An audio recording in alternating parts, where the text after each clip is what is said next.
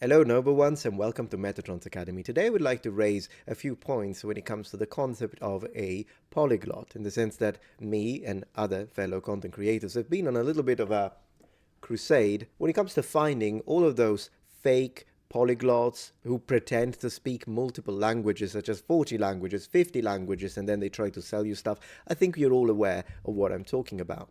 But here comes the real question that we're going to use today. Am I a polyglot? And what is the difference between a polyglot and a hyperpolyglot? All right, to begin this session of self-reflection and assessment, I would like to first start with this question. How can we learn to use language accurately and clearly so that a successful communicative event occurs? Precision and mutual understanding being the fundamental layer we are basing our linguistic exercise upon. For me, clarity in language is one of the most important aspects of linguistic communication or interaction. I mean, if I start using words that the other person, my interlocutor, doesn't understand, or if I try to predicate any debate or discussion on words that don't clearly define for the audience, I feel like I'm creating then at that point what is normally referred to as the word salad. So, in order to begin this professionally, am I a polyglot or not? Well, let's define polyglot. Welcome to definition hell. Alright, so we're here, we're going to jump through a few dictionaries, but I think it's rather funny, bizarre in fact, that we fight polyglots and people self-identify as polyglots, and this has become an extremely commonly used word all over the place on the internet, which really leads itself to the connection of horrible scams that people try to push for money, and we all hate that. But what the heck is a polyglot? Because I think that once we define that properly, it will not only be easier to then identify those that incorrectly classify themselves as such, but it will also help us to frame those people that instead, yes, they would be correctly identified as polyglots. So if we are on Google and we write what is a polyglot, we read adjective, knowing or using several languages, noun, a person who knows and is able to use several languages. This definition is completely useless. Thank you, Google. Why is it useless? Well, first of all, the word several can be interpreted in a monumental amount of... I mean, yeah, sure, it's plural. That's the only intrinsic characteristic of this word. But if I try and look up this word, several, it says more than two, but not many. Even though this is not satisfactory, it actually kind of helps us to identify what a polyglot is not. And maybe we can sort of retro-engineer the definition. So someone who speaks one language, clearly not a polyglot. Someone who speaks two languages, not a polyglot. It has to be more than two, but not many. So the last part is useless. Not many, what does that mean? Why not many? So someone who knows 100 languages is not a polyglot? In that case, is he a hyper polyglot? I mean, it becomes a little problematic, but at least we have identified it to be a polyglot, at least 3. But is that it? No, sir. Let's jump into Merriam-Webster to try and find a more satisfactory answer. Polyglot, speaking or writing several languages, multilingual. Unfortunately, the adjectival usage is the same, speaking or writing several languages. As we have just identified, several doesn't really help us to pinpoint the number of languages and the level at which these are being used, because it is my opinion that unless we expect a certain level that is at least relatively high, then this word's meaning becomes diluted. Because if you can be A1 in 5 languages, so many people could become polyglots, it would be completely useless as a word. And therefore, to be able to use a language is once again a failure within the definitional realm, because what does it mean to use it? At what level? Conversational? Fluency, professional level, business level, Cambridge Dictionary, polyglot, speaking or using several different languages. I'm starting to see a pattern here. Vocabulary.com, a person who speaks more than one language. Note how dictionary.com actually gives us a different interpretation, which makes it in fact even less impressive. So, by this interpretation from dictionary.com, that I reject by the way, if you speak 2 languages, you're already a polyglot, and it appears regardless of your level. Could you add your own language to reach this, like your own native language, or are we only talking about foreign language acquisition at this point? Because I mean, as someone who was born in Sicily and speaks since birth both Italian and Sicilian, then I would be a polyglot automatically. No. Continuing our adventure, what do we get on dictionary.com? A polyglot, able to speak or write several languages, multilingual. I personally find it interesting that now we see the addition of the ability to write in these languages, but that's the only difference. On the website called Rosetta Stone, we have an interesting definition of where they take this definition of what makes them an authority. I mean, it is what it is, but I think it is more interesting if we have to look at this and try to come up with something as a community than what we have found up to this point in the dictionaries. They ask, what is a polyglot? Learn all about these language lovers or frauds. Now, it's not long, so I'll leave a link in the description if you want to check it out, but I do want to focus on this part. How many languages do you need to speak to be a polyglot? First, I find it interesting that they focus on the idea of being able to speak, and I agree with that. I do not believe that someone who only writes and reads a language should be considered a polyglot. I think there should be a strong connection or relevance to the ability to speak and possibly speak fluently. Although when it comes to the definition of fluency, we'll have to dedicate a section of this video to that towards the end. Here they say, before reaching polyglot status, you may become monolingual, fluent in one language, bilingual, fluent in 2 languages, trilingual, fluent in 3 languages, multilingual, fluent in 3 or more languages, polyglot, fluent in 5 or more languages. Now, considering the fact that we are starting from monolingual, and as they underline here, saying that your native language does count as your first language, yes, a lot of people are monolingual. They only know their own first language. This is a category that I think is extremely descriptive and very clear. Same for bilingual or trilingual, because we have a number here. But apart from the number, usually you call someone who's bilingual who is either native in both languages or they are bilingual in the sense that they have reached such a high level of proficiency in their second language that there is almost no difference between their first language and their second language.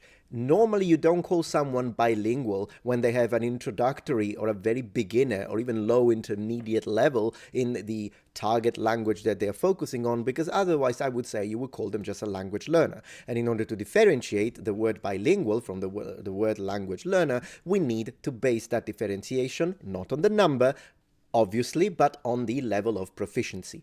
Keep this in mind as it's going to come back. Same with trilingual. Well, I would remove the 3 from here because it actually makes it sort of useless because we already have trilingual.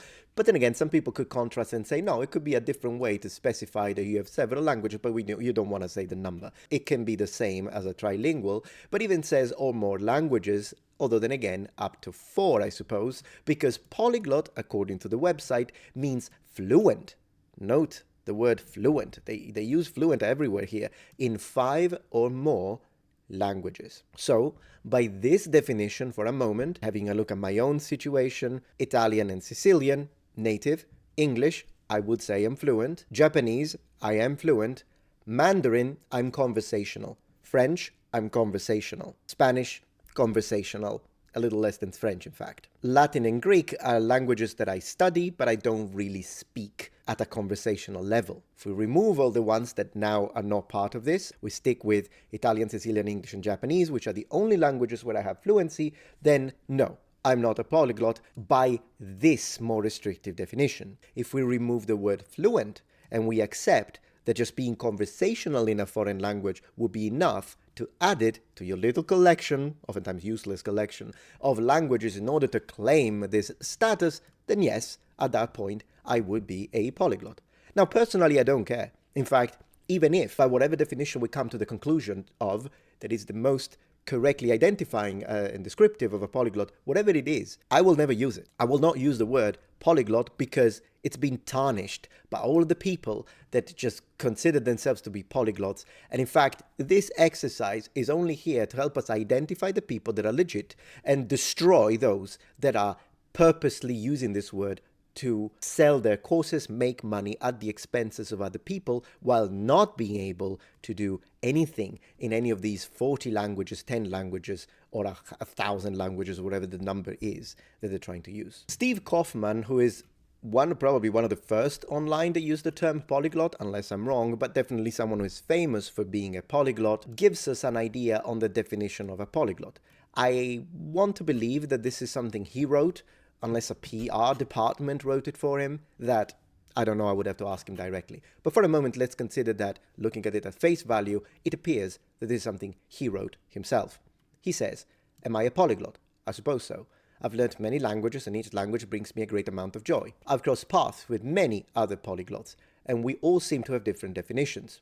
Some prioritize speaking well, I would be one of those, while others are content to simply understand their languages. In this post, we'll explore different takes on what it means to be a polyglot, as well as what really matters when learning a language."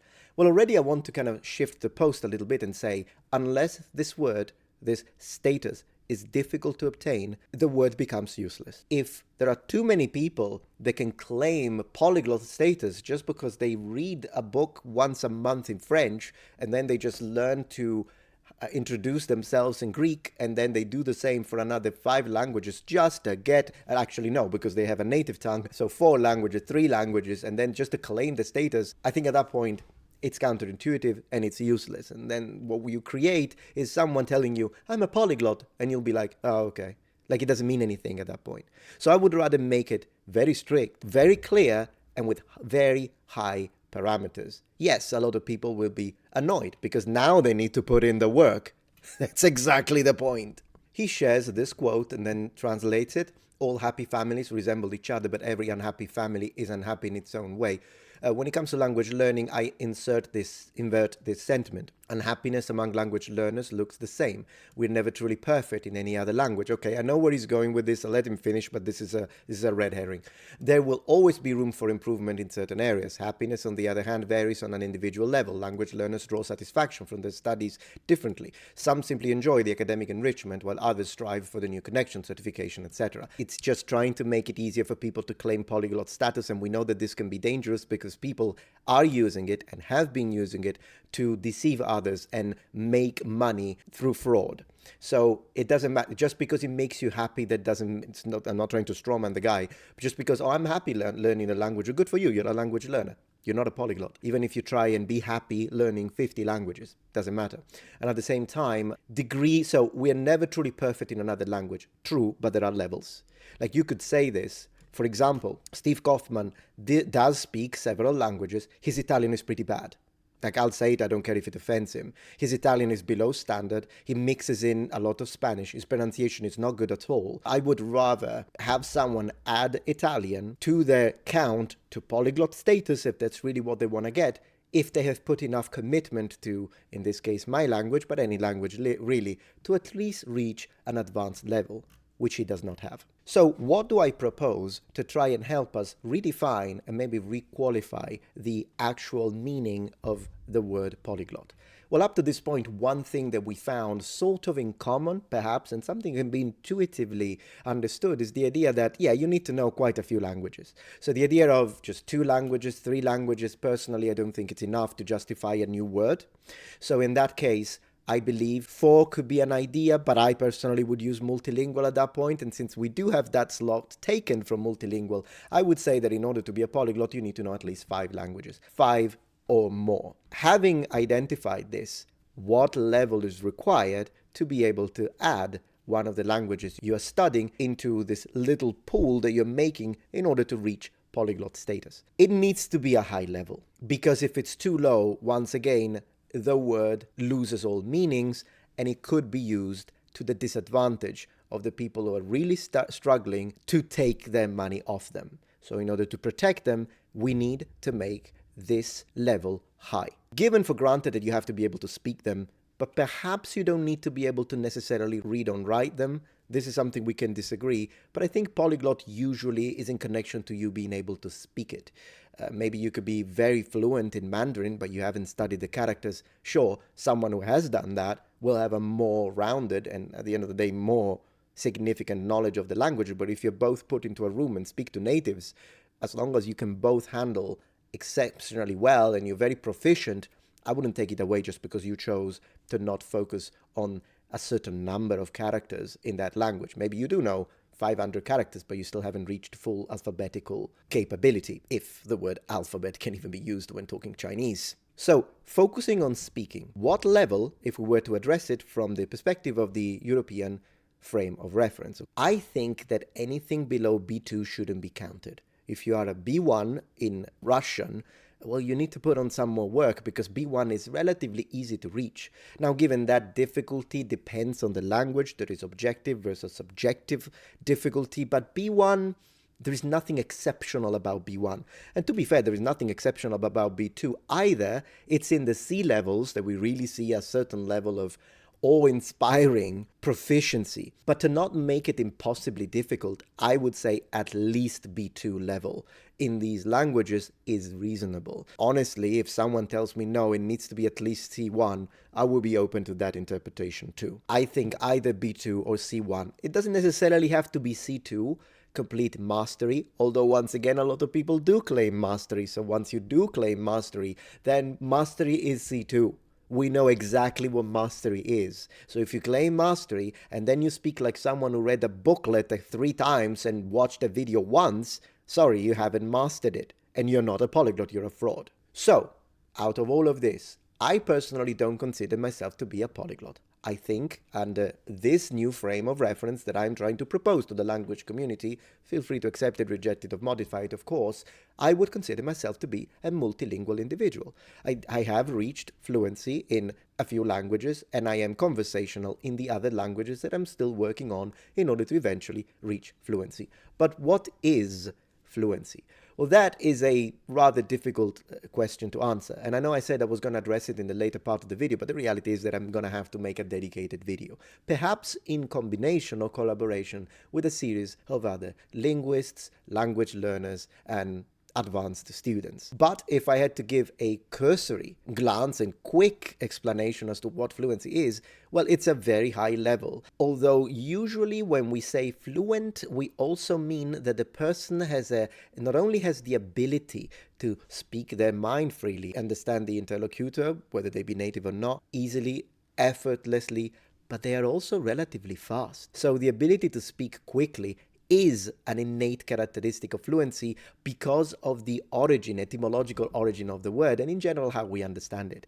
In other words, you can be able to speak eloquently if you stop every 3 seconds to say, I reckon that the anthropological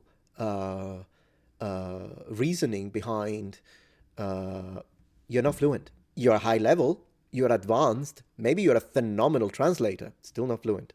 So I would add as a final touch that if we do want fluency as part of this indication of the meaning and definition of what a polyglot is, then ditch B2, say very high B2, maybe low C1, and you have to be fluent in at least 5 languages. Now, to all the frauds, good luck with that.